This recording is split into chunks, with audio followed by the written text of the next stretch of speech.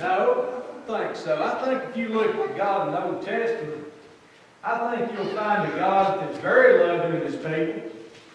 A God who wanted the absolute best of His people. A God who desired His people to love Him.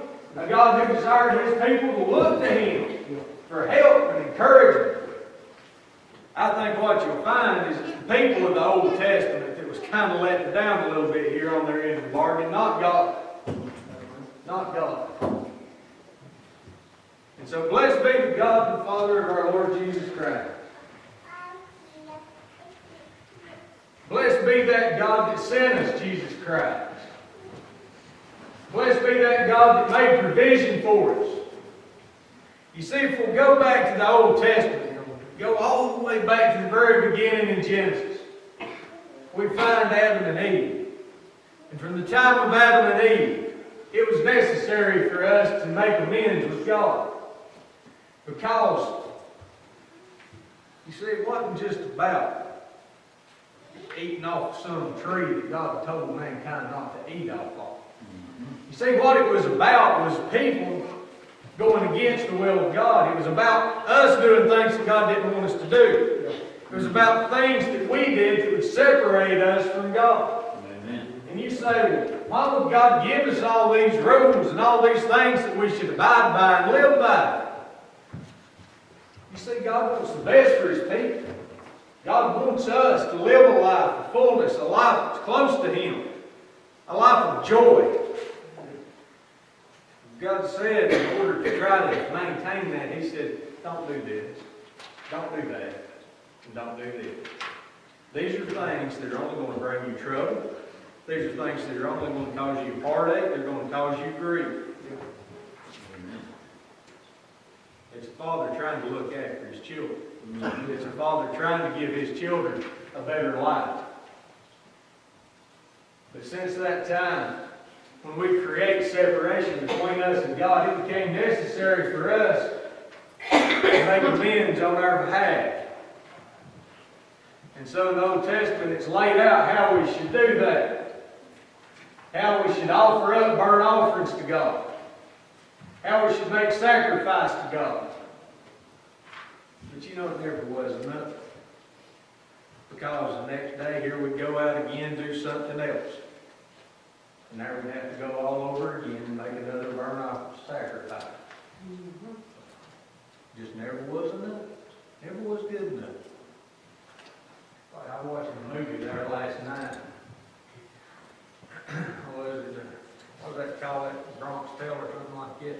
Gangster movie. And the kid said, you know, church is great.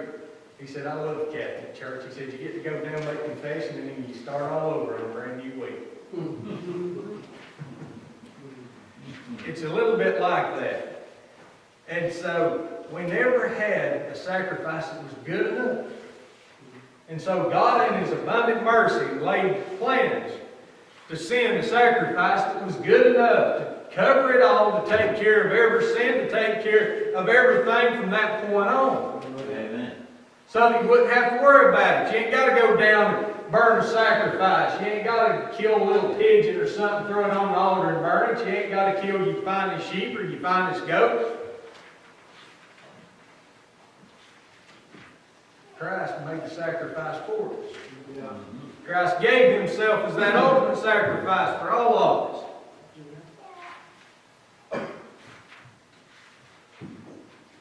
It says, blessed be the God and Father of our Lord Jesus Christ, which according to His abundant mercy hath begotten us again unto a lively hope. A lively hope. Not a dead hope. Shouldn't be a stick in the mud about it. We should be happy about the hope that we have.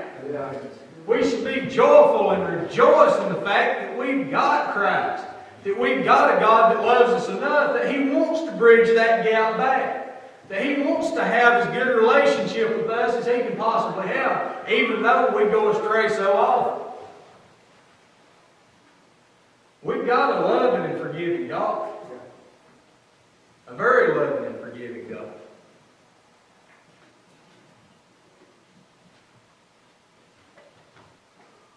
Hath begotten us again unto a lively hope by the resurrection of Jesus Christ from the dead. day being Easter. It's what we as Christians celebrate. The resurrection of Christ from the dead. I think that's what separates Christians from all other religions. If you look to the best of my understanding, now this is John Kay over here. It's his version of world religions. So if it's erroneous, my forgiveness. But that's my education in world religion. We're the only religion on the face of the earth that looks to an individual who lays claim to the defeated death. Yeah, that's right. Other religions look to individuals who may have lived wonderful lives and may have been great philosophers. They may have done wonderful things. But we're the only faith on earth that looks to an individual who overcame death. You see, Christ came. It was necessary for Christ to come. See, it was God's plan from the beginning. Yeah. You say, why would God plan something like that all the way along? Well, you see, I think God knows all. Yeah. I think He knows everything. And so from the time He created everything, I think He knew the way that this was going to play out. Amen. I think He knew that Adam and Eve was going to do what they did. I don't think it came as a great surprise to Him. I think He knew the exact timing and the exact way that He was going to lead His people down into Egypt and get them out. I think He fully expected them to do what they did, and I think He was fully prepared to make them wander around in the desert for 40 years because of it. I think He was fully aware of the way that things would progress throughout time. Yeah. And being fully aware of that, I think that He knew well and good that one of these days He was going to have to send Christ to make up the difference. You say, well, why didn't He just go ahead and send Christ from the get-go? Why didn't Christ come here in the Garden of Eden, way back here in the beginning? And see, that made things a whole lot simpler. So I don't think it would.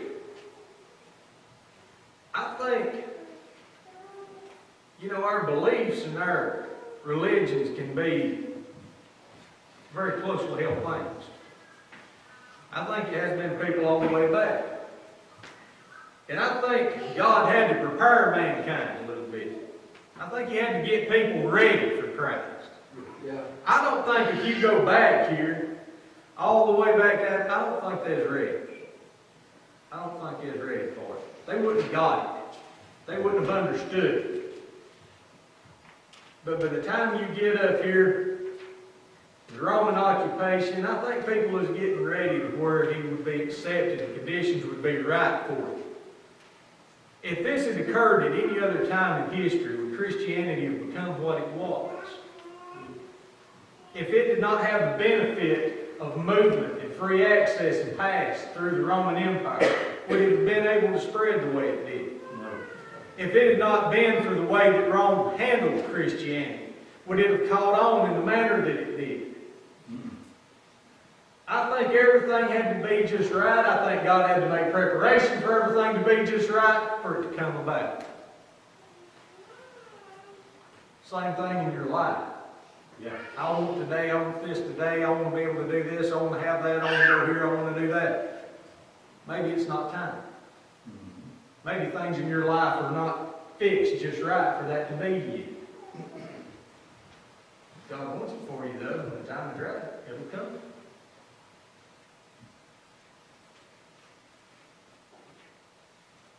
The livelihood was the resurrection of Jesus Christ from the dead. So when the timing was right, when the timing was just perfect, along comes this guy named John. And John foretells Christ. Jesus' cousin. He says, there's one coming that's a whole lot greater than me. Y'all be watching. He'll be coming. When He does, y'all listen to Him. And then that day Christ turned up down there and asked John to baptize him.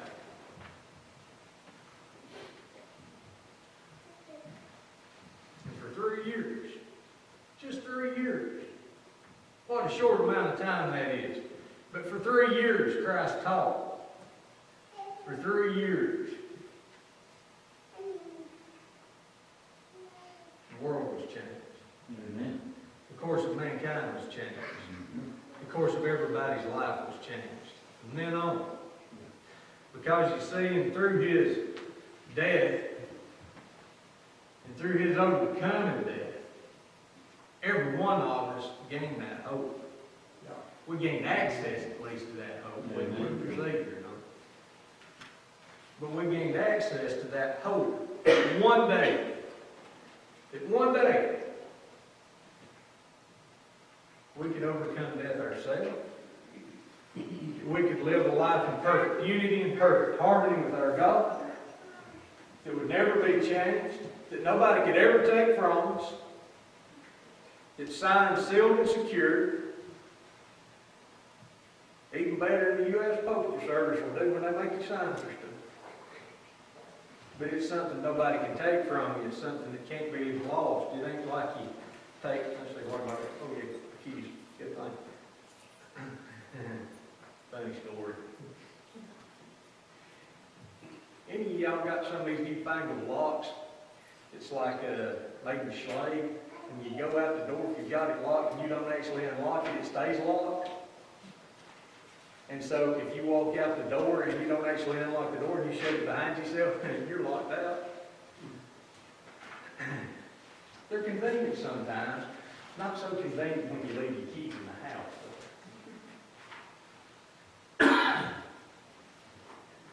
So you might have to call Mom yesterday to come let me in the house. But anyway, your keys, it's something you can lose. It's something that can be gone, and there it is. Where are you going to be then? You're going to have to be calling Mom to let you in the house. But you see, your salvation's not like that. It's not like that.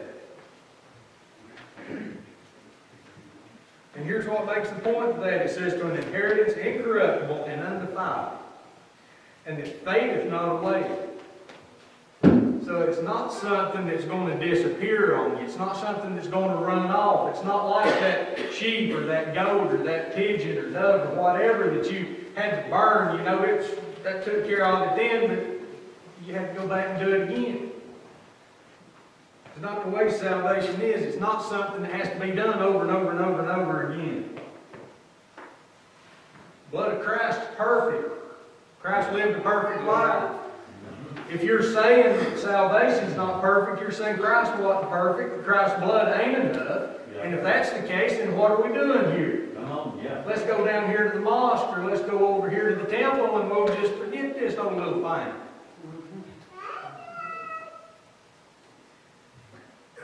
Who are kept by the power of God through faith unto salvation, ready to be revealed in the last time. I'm thankful that we're kept by the power of God. I'm thankful that God laid out this plan of salvation, that those of us who take part in it wouldn't have to worry about it anymore. That it's sealed. Is that saying that I ain't going to sin no more? No. No. Is it saying that I've got to earn this? No. No. Don't ever take a position that I'm not good enough. That I've got to get things straightened out. If that's the way you're basing it, you ain't never going to be good enough. There ain't nobody in here good enough. And there ain't been nobody good enough since Christ Himself.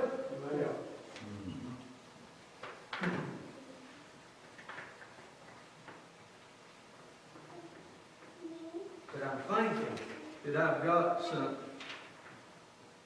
that endures all time, that endures all space, that I can't walk off and leave sitting in the house, that I can't just drop and there it be.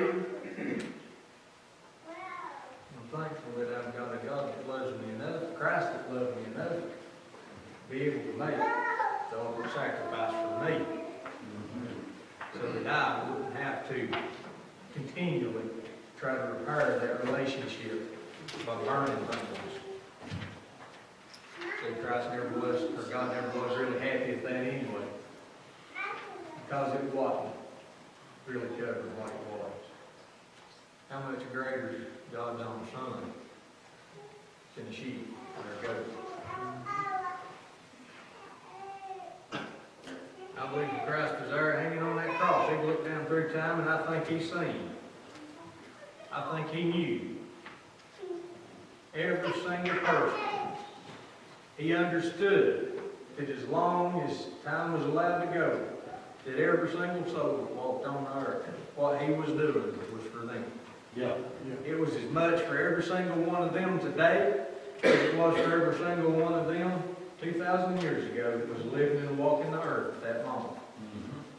There's no difference made. There's not a bit of change been placed on it. We have the same access to it as the disciples did in this day and time. Amen. We have the same access to it as anybody's ever had. What a wonderful God we serve.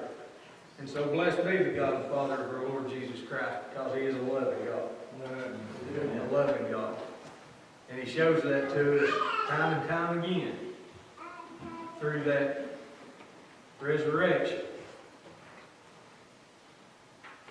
And that we'll have hope ourselves when they have overcome death, where we can live a life of peace, and a life filled with joy, and a life filled with hope with our God. No separation to be made.